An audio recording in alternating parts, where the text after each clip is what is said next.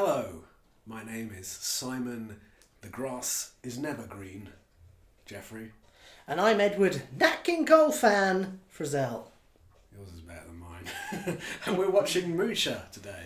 That's right. Which is a film from 2004. You are correct again in your statement. I don't believe I'm in this, am I? No, I don't. This is one of the few ones you're not in. So, talk us through where this came from. From memory, I think this was after we'd shot Agents of Destruction. And I'd been talking with Daniel North. We're just hanging out. And we're like, well, why don't we just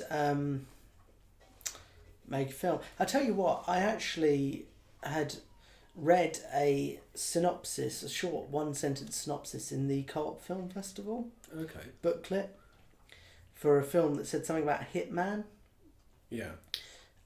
Finds a briefcase or something. I think that was the synopsis for it. And I thought, oh, a hitman. I might do something like a hitman on his last... Wanting to quit. Yeah. Yeah. And then that's basically all the idea I had. So was it a day or was it a couple of days? It was a day. They came round in the morning and I kind of told them about the idea then. They liked it and we just went out and started shooting. So was this during APV or was it before it? Because I think it's on the tapes for APV. I've come across it like just in like the start of tape 3 or something. Maybe. Oh, then we just suddenly start doing this. But then what might have happened is like we needed another tape for APV and we just out suddenly this tape and it was like, well, Musha didn't take up the whole tape. So we used the end. So it's around 2004. Back when it cost a lot of money to buy tapes. We didn't have jobs, did we? So it's like we sort of salvaged like spare. Like, you could be right. It was around that era anyway. So by that, like the total footage must have been 20 minutes or so in total. If that, yeah. We had. But it was nice of me to sort of come in and see something that was like, oh, it's done. Cool. Because I didn't know what was going to happen, which was a rare thing. Yeah, I know. Daniel and I had been talking that stuff was taking longer to make, and well, this was on the heels of AOD, which in reality didn't take that long to make. It just felt like a long time because it was broken up so much. There were pauses in between, weren't there? And I mean, we all, even now, we have those times where we think like, oh, which we are currently in. That took a while. Let's get something. Let's do something quickly. The same thing happened after Norman's book and 7 Days of Play when we said like, let's do something contained. Yeah. That became Gatto. So I understand that. Yeah. So let's do so. I think we took the view that we would go back to basics. So we had James as the lead again, a bit like Jungle Jim, and then centre it around that, and have Daniel as the not antagonist, because that's certainly my part there as Bobby Rocket, who is based on a customer who used to come into the co-op. Oh yeah. When Daniel and I worked, and all of the sayings like mucker and blue and blue, that they were all genuinely things he would say to you, including that, right, darling. He would say that to me. So what about the other name? Is that Steve Austin? Steve Austin. That's obviously a play of Steve. Steve Houston. Austin. Austin. Wow. Mainly because he's wearing a Stone Cold hat. Yes, that makes sense now. But this is like some of the first driving stuff we did. Yeah, it would be. Remember thinking very grown up with Daniel and his Mini. So were you 17 then? 2004. Yeah, 17. Which is upsetting. Could have made a better film, I would have thought. Yeah. You'd like to think that these are all like from our early teens. Yeah, I mean it's made in a day and... Oh, yeah. Pitched him down for some reason.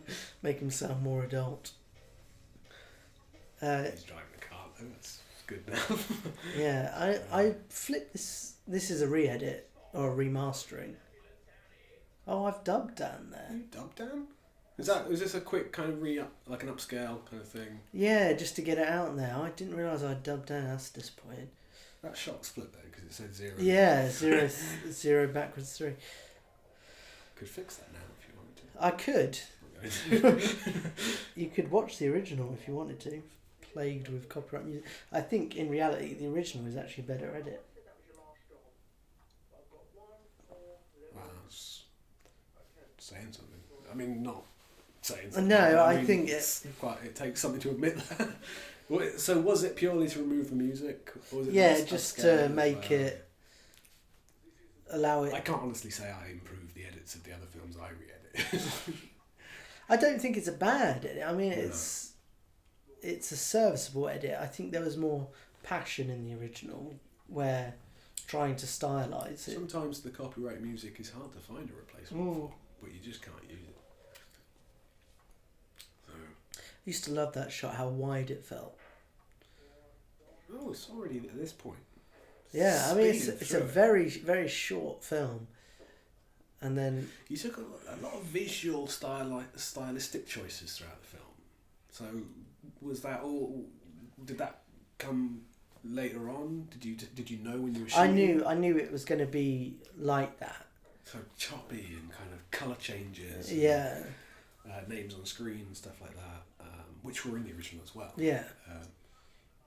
So I think that's probably what sold it to Daniel and stuff, who I would have explained it to.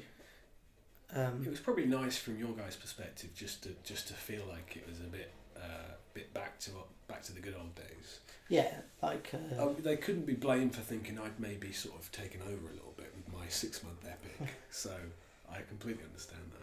I mean, this would have been 3 years, I think, maybe just under, after Jungle Gym, our very first film, and I think there are already noticeable improvements. Oh yeah. Over just the thought of characters, the thought of framing, and they come a long way. I mean, we look at it now, there's and some attempts to kind of build tension. And, yeah. There's some nice shots earlier when you're in the car and there's stuff happening outside the car. Yeah, no, I mean, thinking about these things. Like in an earlier film, when that camera was on down and pointing around, Rob wouldn't have been in the background. No. Because we'd have got out of the take and we'd have forgotten. Yeah. Because that happens all the time in the old stuff. It's like, oh, you forget that person still needs to be on the ground in the background. So there's more thought than previous things. What did James just say? I'm sorry. They made me do it, but I'm tired and cold or something. It was something that James had genuinely learnt. Was it in Spanish? In his Spanish lessons. Okay. Weak or hot, I think. I'm tired and hot, maybe. Because you get the Calor gas company, don't you? Oh, yes. So where is this? This is down the road from my house. This is just by the main road? Yeah, it's kind of a tiny little wooded area. You made good use of it. Yeah, it works quite well, considering it's such a nothing piece of land, really. Oh my god, I dubbed down. I don't know if I fully watched this version because I don't remember hearing your voice. Interesting. It's regrettable on a couple of these older films. In remastering them, and taking out that copyright music which had to be done, unfortunately, because people sort of spread out and for convenience and speed, we often did revoice people. And I mean, I hope that those people just don't feel like it wasn't a reflection on them. It was just because I'm James in Jungle Run, aren't I? And you're Rob. Yeah. And that was purely from a kind of like, we need to do we're doing this right here, right now, and like the sound quality we have isn't good enough. So hopefully those people involved still feel attached to the project and not erased any reason to watch it for them. But I remember when we'd finished and finishing on this bit here, because it just ends. That's a difficult font to read. Word art. Yeah, I think so. Not too keen on that. No, I'm not either. It's hard to read. and I'm talking about in 2004, Yeah. that it would be an ongoing thing. Oh, so it would continue. Yeah, Musha will return. Yeah. But you still stuck to that even on the re-edit. Yeah. That's more a ode to the original. Well, And then this logo, which you never ever see on anything else. A little bit of 3D there, wasn't it? Yeah. But yeah, that was Musha. And Musha will return. Never say never. Don't make Sean Connery's mistake. Someday, yes! I'll play him. I'll come out of retirement. I'll play Tim. It's the